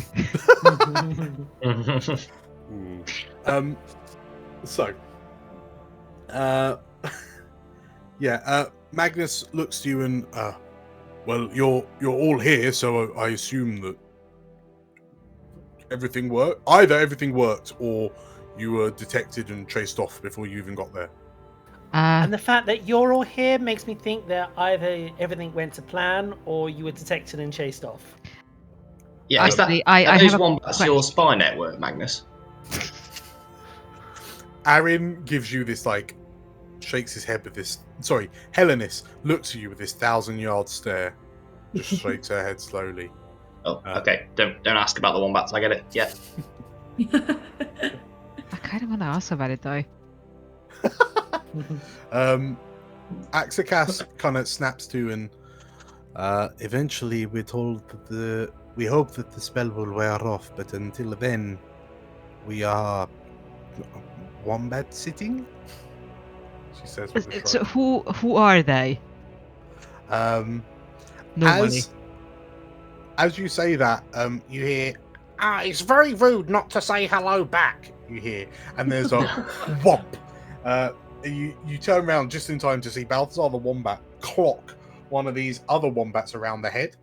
The one that's just kind of laying on its back, rolling from side to side like a beach turtle. And as he connects, there's a poof of smoke. And the wombat turns into a small female goblin. Oh my god! Oh my god! Chick sits up Hands and... back together! What happened? You hear this goblin shout. We all need to get out of here right now before some dust falls from the ceiling or something. And this goblin looks to you and sort of like rubs her eyes, peers, like, and they glow brighter, like a brighter pink than before. And then she rubs them again. Warhounds! Dick! Dick! And like her face breaks into this wide beam, and then immediately switches to confusion. And then she looks at you and Warhounds. And then she looks down at the wombats that are kind of like paddling around her, and Warhounds, pointing at you. Yeah. Yes. Warhounds, she says, questioningly, pointing at the. You can see Katya look off for a moment, and then sort of walk into the room, kneel down by Jick, is like, Jick. Which one of these is Midnight Raven? Jick looks to you and. Oh, what Midnight Raven? Katya does.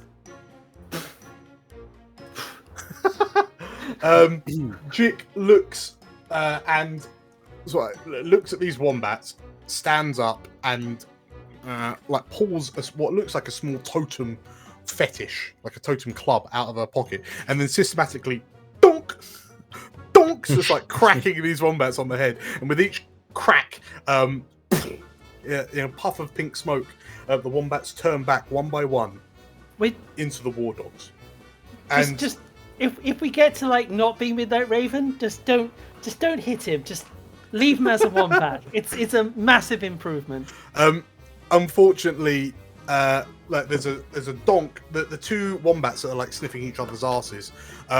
As Jick clonks them on the head, they turn back into this half drow bard and a small halfling pugilist. And like as Bodger like comes to, he looks around, has a fleeting memory of what has just transpired, and oh no, he says as he kind of rolls away from Midnight Raven's backside. Zumbo's looking around and is like, hang on, where's the smelly one? So Malka kind of stands up, and as she stands up, like a bit confused and delirious, of, where are we? As she hits her head on the ceiling, because being 9 foot tall in a basement does not suit well. And she kind of crouches, and what do you mean the smelly one? You Also, know, your hello, leader, everyone. She Mongo, was it? Strong name, I thought. She looks to you and well, and this Goliath looks a bit kind of sheepish and a little bit sad. He unfortunately he didn't make it. Oh. But we have a replacement. Oh. This is Jick. She seems to be quite an erratic spellcaster. Yes. That's one way of putting it. I think we need some drinks. I'm gonna go get some drinks. Who wants some drinks? I'll follow up to Hiram and Zumbo, be like, why did they get her? What? Yes, Anton? Olive oil for me, please. Okay. I see what I can do.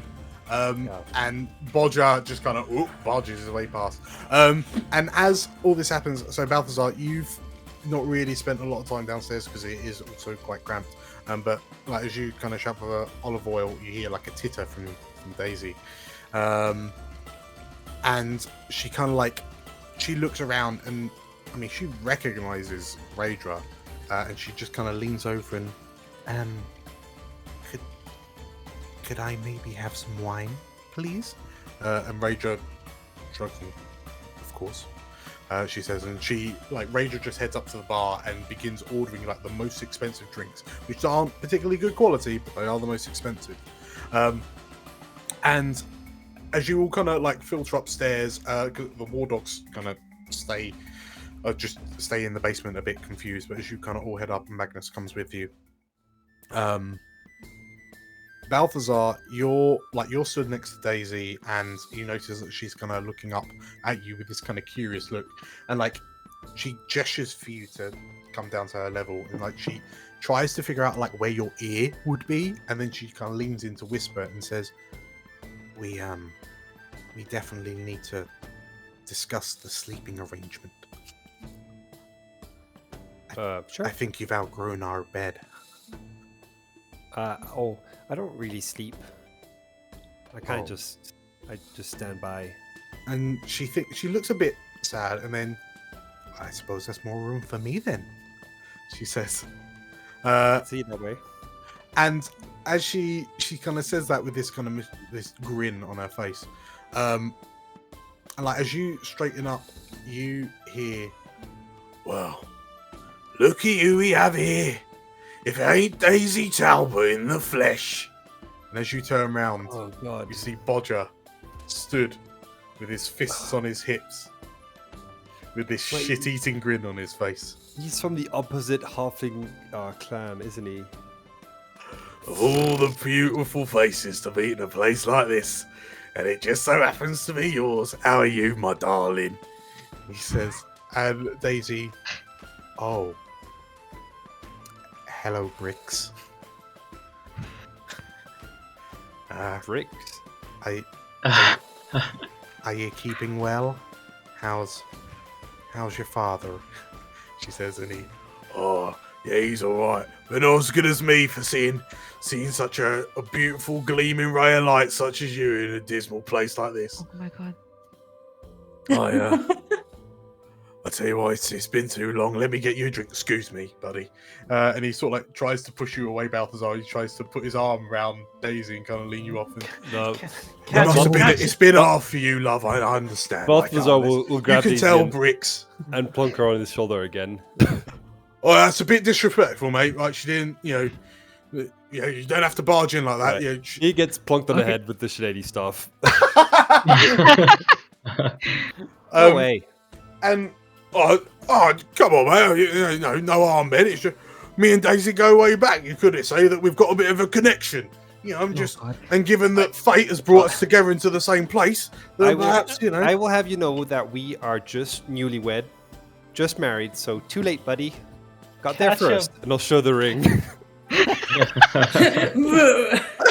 Literally in like the fist, like the gauntlet. Put a ring on it. And I'll walk off. Bodger looks from Daisy to you, and sort of like rolls his eyes and, oh, she moved on quick, he says. And he just kind of saunters off and grabs a drink from the bar that you hear someone go, oi! He just, oi!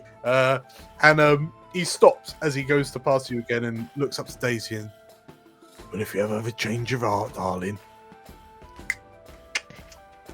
you can't go wrong with a bingle. Oh god! At this point, Hiram is gonna walk up to Balthazar, give him the glass of olive oil, and say, that ceremony also covers funeral rites. Okay. And yeah, Bodger disappears downstairs.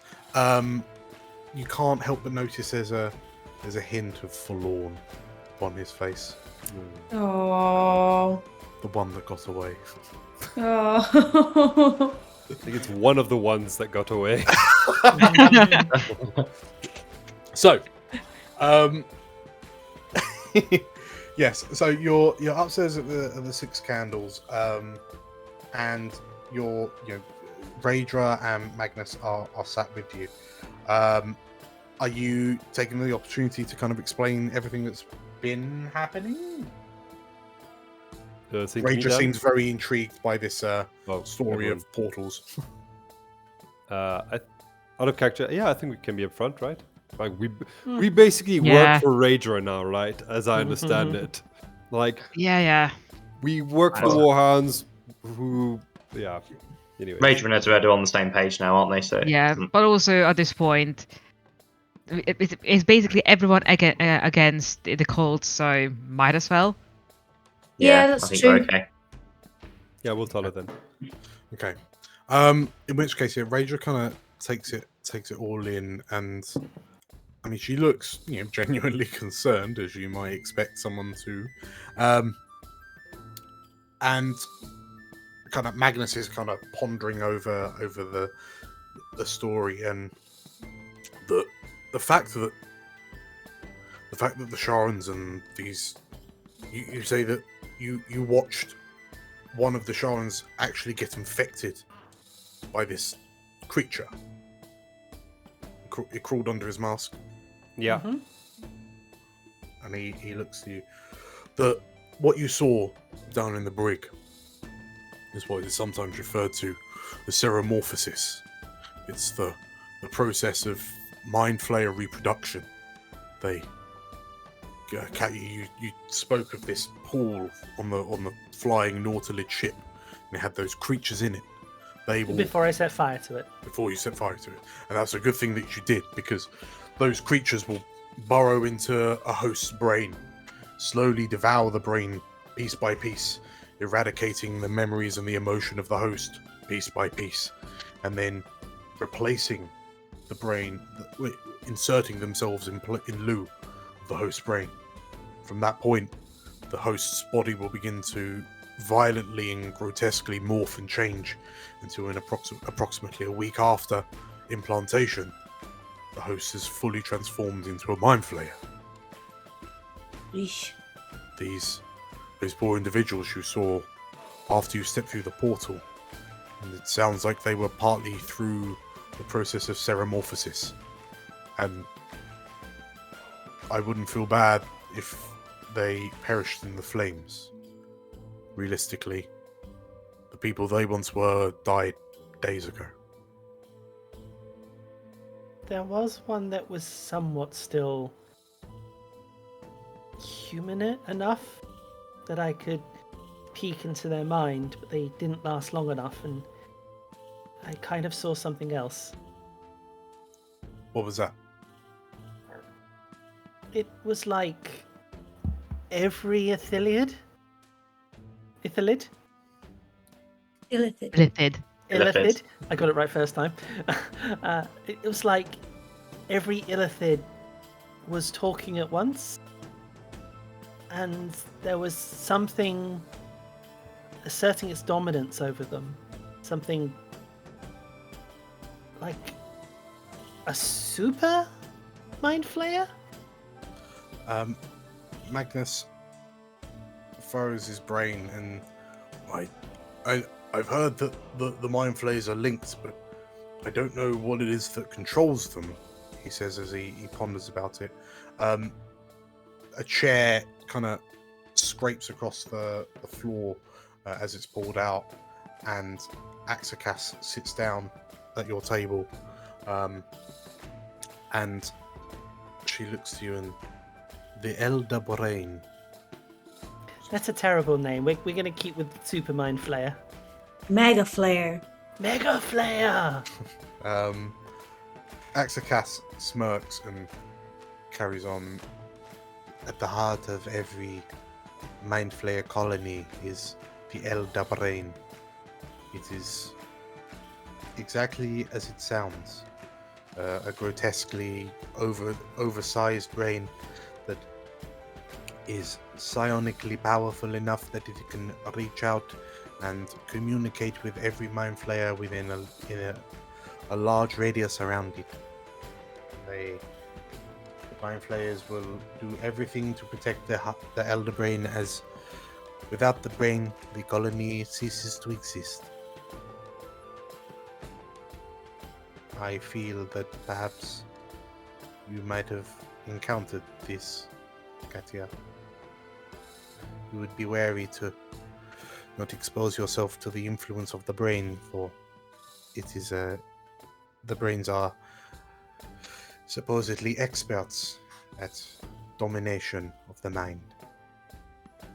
That's all very interesting, but how do we find it and how do we kill it? She ponders, and Rager kind of butts in. It sounds like it's in another world, so another realm. Perhaps they're stuck there. Maybe. But what you're saying, Axakas, is that as long as this brain thing's alive, the mind flayers are just going to keep coming, right? Axakas kind of makes a face and agrees.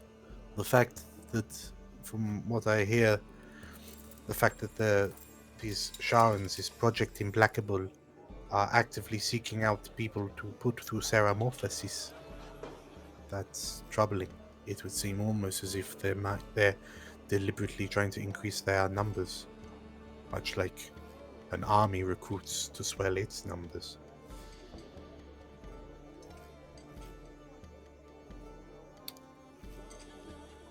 And So now we just need to somehow find a way to another world, find this super brain, and Mega Flare. oh, sorry, Mega Player. And we can't use Katya. Do we need to reach out to the... Wait, oh! Githyanki or Gesserai? Githyanki. Neither. I mean, honestly, do you actually want to reach out to the them and not to the? It's written down somewhere. Yeah, no, it was more. Which one is it, Githyanki or Githzerai? Oh, yeah. I think it's Githyanki. It is. I think that's what you mean. Yeah. Yes, I finally got it right. hey! Yeah, it's a good thing. Yeah, I thought you meant reaching out to the Dragonborn who was hunting them. The golden chain, is that what they're called? Yeah, the gold. Yeah. Like everyone at the table turns around and, who? The golden chain. Magnus looks kind of hurt that you've become friends with an organization and not told him. I imagine the Golden Chain call their mothers. Magnus rolls on. I had reasons, He kind of mumbles under his breath. Shitty reasons. Sort of like, Raydra inquires as, Raydra turns to him. Who are this Golden Chain? They hunt mind flayers. I think They're very generous with their money. Yeah. Too generous. Too generous. She nods. Okay. Well, if you feel that they'll be good in the fight, then it would be wise to reach out to them, yes. And Helenus has also joined the table.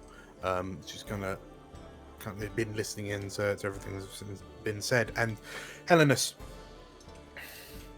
I mean, if they're building an army, then I mean, I suppose we have to ask as many allies to help us as possible, right? Who else can we reach out to? If we reach out to this order of the Golden Chain, we'll see. She looks to Raydra. We have between you and Ezered, we have the loyalty of the purple dragons and the blue dragons, I suppose. She looks at Magnus. What about the war wizards? And Magnus pulls a face. It would seem there was a bit of an incident at the college. The war wizards are in a bit of a disarray. I'm not entirely sure what it is that happened there. And you all notice that the Arin, Helenus, and Axacas just kind of give him a stare. But I have heard that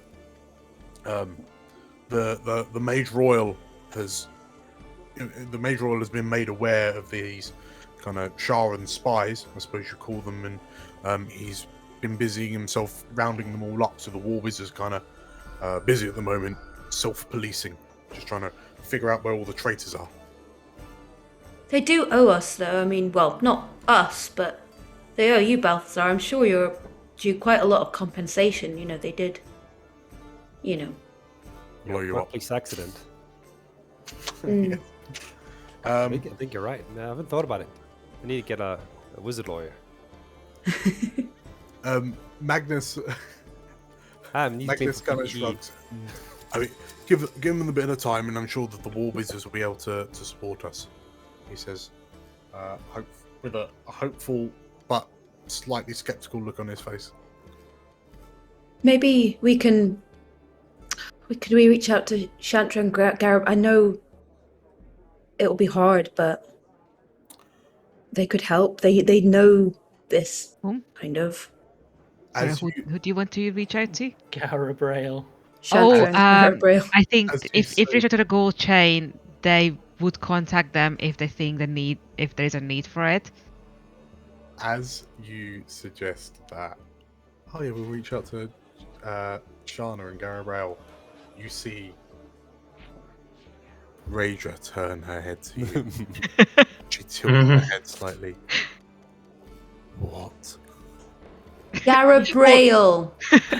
But not that Gabriel, the actual Gabriel, the one who didn't try to murder you. You see, like, Raedra struggle to swallow that thought, and currently, the nations of Cormyr and Cormanthor are still at peace and allied. So yes, we could reach out to the elves and see if they will help us. She pauses for a minute and hopefully, they won't repay the favor when they ask us for help at the Battle of Mithranor. Well, this could affect them, so, this is kind of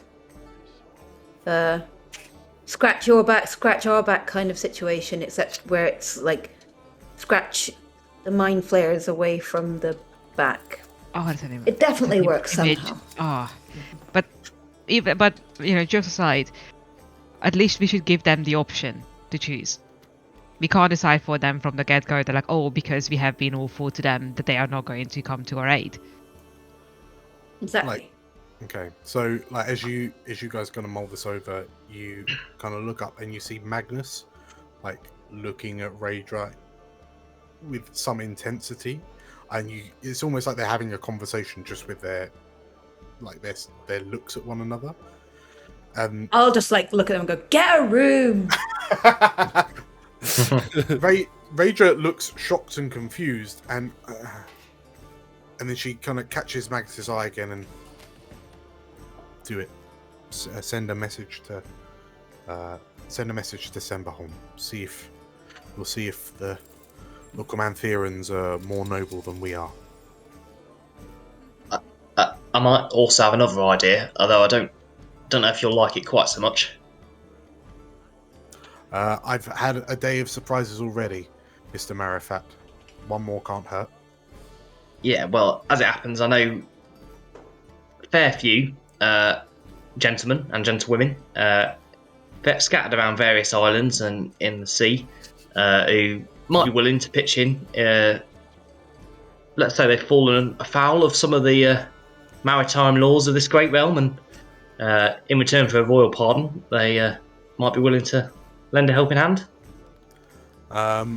She kind of looks to you, and it's clear that her thought process is initially filtering through the I'm the queen of this land, and then she's catching herself and going, I'm not the queen of this land. And then, if they can fight, I'm sure my uncle will be more than happy to have them fly the flag of Cormyr, she says, and there's this almost mischievous glint in her eye.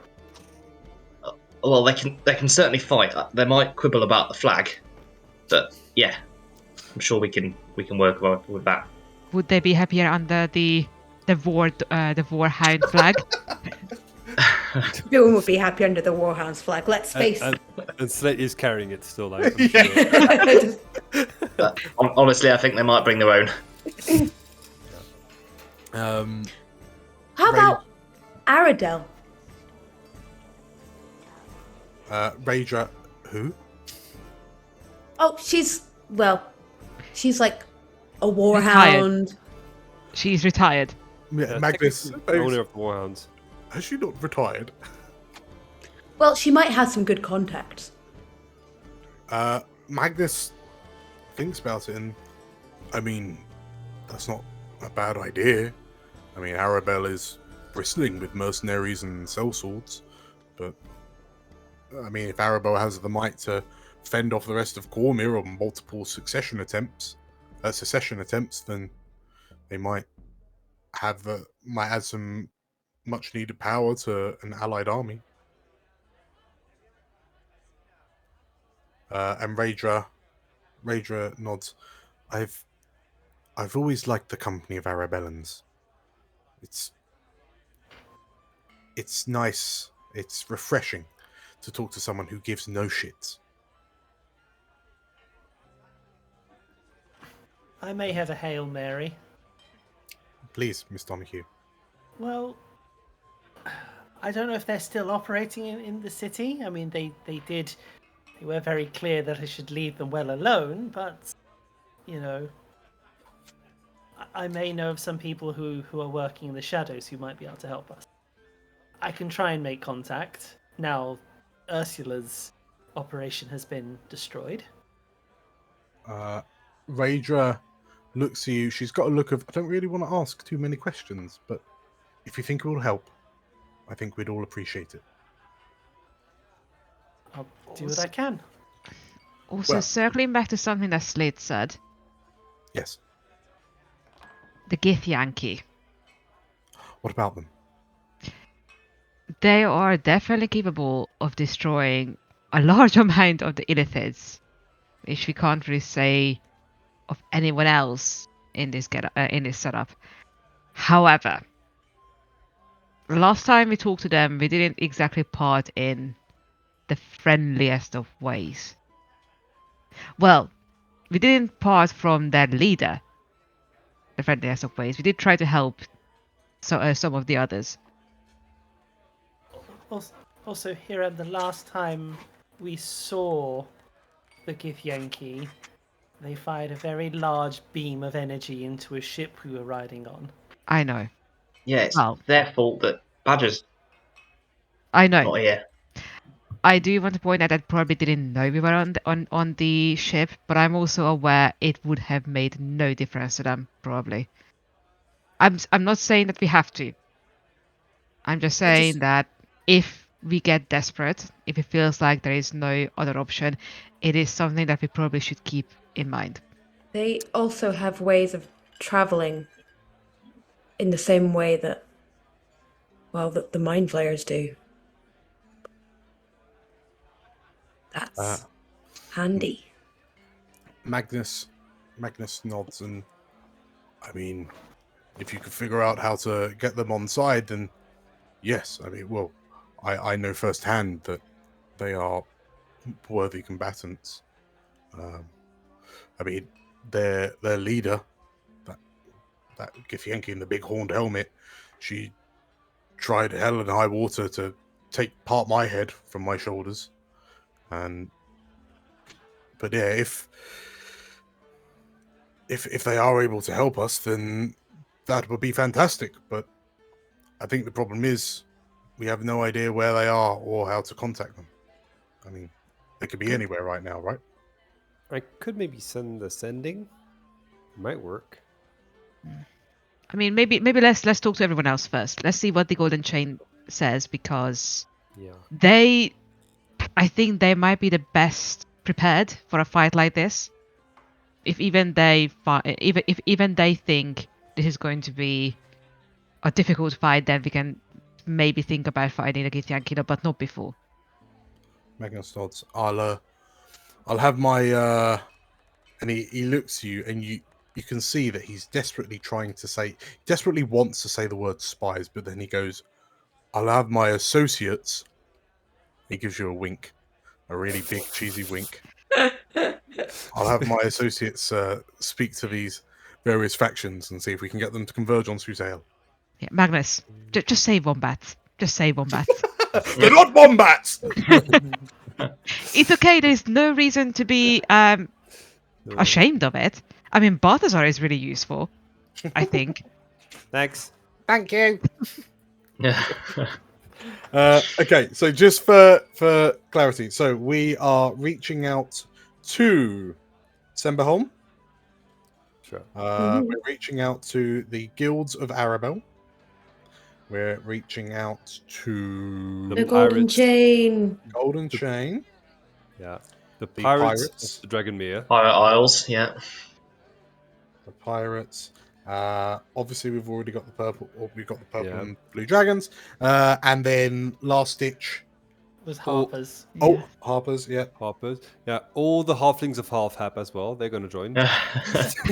They're the shock troops. They're the vanguard. They're going to form up Geshot style into like a Voltron. We just tell both clans that the Mind Flayers are the other clan and just unleash them on each other. They want to open a bed and breakfast as well across the road. Also, could Cormyr potentially afford some of those clockwork soldiers? No, nice idea. Reach Yeah, out. I like it. Reach out to Mr. DeCalco. If he was still in business, didn't we like get him arrested? Actually, I might talk to my family, see if we can afford it. I was going to say, your family must have some contacts. If you got arrested as well, then surely we can get some of those in the the police, whatever it's called, the Purple Dragon auctions. I think it would be easier to just hire them, hire new ones. And I want the auction episode. Why do I feel like DeCalco is like Justin Hammer from the MCU right now? We can 100% send envoys out to find out about the Clockwork Corps and what happened to it, because a legion of clockwork soldiers that you saw up in Hullock Forest near the beginning of your adventures, they would be very handy, especially in the face of potential brain-eating monstrosities. So, I think, sorry, just as a note, Slate would probably reach out to Baz to go, do you think there's any other druids who might be interested in doing this? And worst case scenario, helping? Provide refreshments if need be. Druids. This is like the Mass Effect where you assemble your companions for the final mission, and you got all the... Which not one of us annoyed. is Shepherd? Magnus is Shepherd. Balthazar the Wombat is Shepherd. He's the one off in the corner just looting things. Cool. True. So Magnus jots this all down, and he has a word with Rosalina, and Rosalina in turn has a word with some of the patrons, and it dawns on you that Magnus's spy network is a bunch of drunk middle-aged men, but they begin to disperse out into the city to kind of go off and accomplish their various bits. And kind of Raedra nods, and there's this kind of look of kind of hope on her face, and then she kind of stops and she's got this look of hope on her face, and she stands, and well, with that in mind, I'll be heading off. I need to check in with my uncle. I'm told that no one's really seen him since he returned to the city, so I'm just going to check in on him, and it'd be nice to see the palace again. Oh God, is he possessed again or something? Raedra, I sincerely hope not, she says. And she kind of nods to you, turns, she turns to you all, she smiles, she nods. And she, as she kind of walks past Magnus, she stops. And as you all kind of look and taking a breath, she just gives him two firm claps on the shoulder and then carries on. You can cut it with a butter knife. And she gets to the door of the Six Candles. She opens it, and as she does, she kind of looks over her shoulder and says, kind of nods one final time, and then loudly so everyone can hear, "Well done, Warhounds. You're doing a fantastic job." And as she says that, with the door open, you hear a loud like above your heads, and like the building shakes, and Ray just stops and kind of looks up into the sky and like is looking up, and then slowly you start to hear cries of panic and screaming begin to get louder and louder as they spread through the city. And Raedra, you see Raedra's face go white as the colour drains from it, and she just kind of staggers out into the street staring up at the sky. Oh dear. One drink. We should can't even prob- finish one goddamn drink without something going. I don't know. Never mind. Does this even count as a short rest? What do you do, I don't think Warhounds? it does. What do you do? Run outside. Yeah. Guess we better get back to it. Take the escape tunnel. He's newly married. He's got priorities now. Like as you hear that, like Daisy looks up to you, and there's a panic look on her face. And Balthazar, what's happening? She says. Bad things. And as you step outside and look up, you get like the screams become louder as you step out, because overhead you see a number of ship-like vessels in the skies over Suzail, surrounding this one large twin-hulled vessel that seems to be hovering over the castle. And as you peer up and watch, you see what appear to be trapdoors on the side drop open, and shapes fall out of them, and then wings unfurl as red dragons begin descending from these Githyanki ships over the city. And as the dragons and the Githyanki begin swooping down towards the streets of Suzail, elsewhere, in the Shadowfell, with a pained grunt, Aidan Elberth is unceremoniously thrown to the floor, and as he looks down at the alien mosaic design of the tiling under his hands and knees,